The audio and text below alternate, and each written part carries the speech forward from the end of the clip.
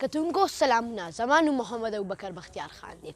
ډېر موده پس تاسو په خدمت کې حاضر یم او نن زه تاسو ته په داسې شیز باندې خبره کوم چې کوم زموږ روز په سنتي ابراهیم چې کوم زموږ اوس په ورځو کې به زموږ ورځې را روانې دي او هلته کې به استعمالیږي.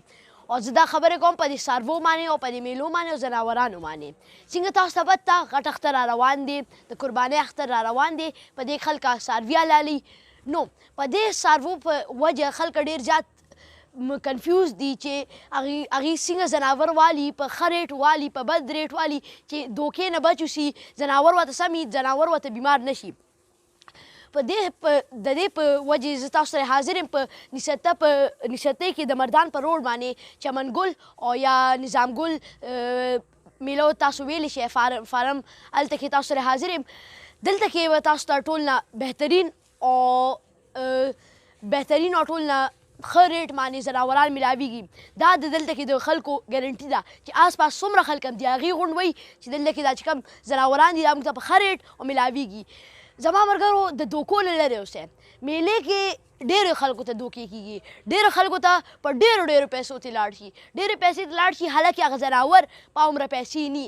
خو دلته کې په دې فارم کې په تول باندې به تاسو ته ځناور درکوي، په تول باندې به تاسو ځناور کوي. دا سوچ کول شئ چې په ځناور ته په تول درکوي. دوکې نه لرې اوسئ، ښه ځناور اخلئ او د دې ګارنټي ده چې نه به بیماري ځناور، نه به مسلې ورته تاسو ته به ایماندارۍ سره سم هغه درکوي.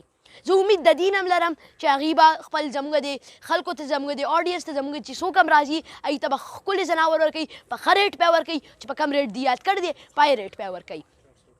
تاسو کتلی شئ دلته کې د بل تیر کال نه 10 روپۍ ارزان شوی دی، 430 روپو باندې دی. حالکې په بل ځایونو کې دا ریټونه نشته.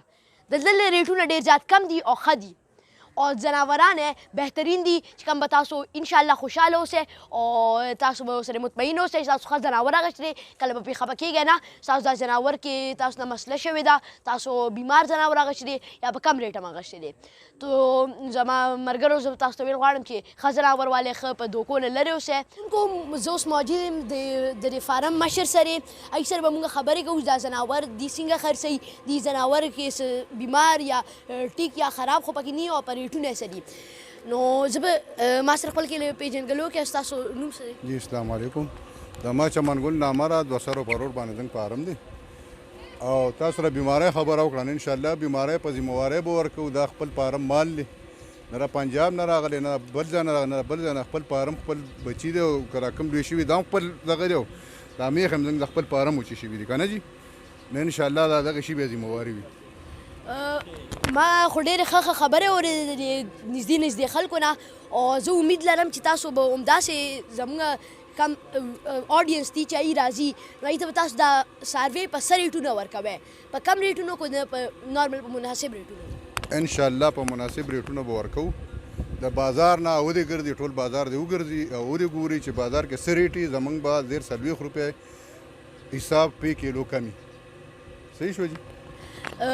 دا خبره خو تاسو څنګه واورېدو کې ریټونه به کم وي، خو دا ځناوران چې کم وي لکه ډېر خلک پکې د هغه بیماري ویني، د غاښونو، څه پکې د زخمي، څه پکې هغې نو او څه پکې د ناصافیت وي. تاسو د دې هر څه سره څنګه ګورئ؟ لکه تاسو دا هر څه څنګه ډیل کوئ؟ تاسو دا ځناوران څنګه ساتلي دي؟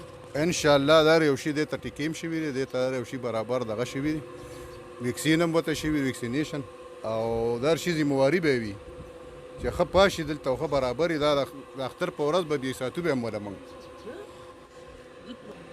زه لومبني ځل د تول خبره اورم او په دې تول ته زه ستاسو حیران د دې تاسو دا سوچ څنګه رالی او تاسو کیلو په څومره ریټ ورکوئ؟ تاسو کیلو موږ غټ څاروی په 430 ورکوو، میخه جوټه په 500، جوټه په 500، خاص خې چې کم دي سخوندران دا په 550.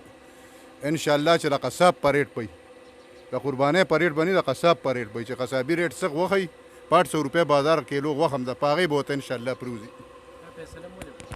دا فیصله تاسو ولې وکړه؟ ځکه دې ته ستاسو څه وجه وه دا فیصله موږ په دې وکړه چې زموږ د خپل فارم څاروي دي او خلکو راوستي د بار نه. انشاءالله موږ دوی سره پوره تعاون کوو. غریبانان دي، موږ وایو چې زموږ څاروي هم انشاءالله قصابي ریټ وکړي، موږ په هغې خوشحاله یو.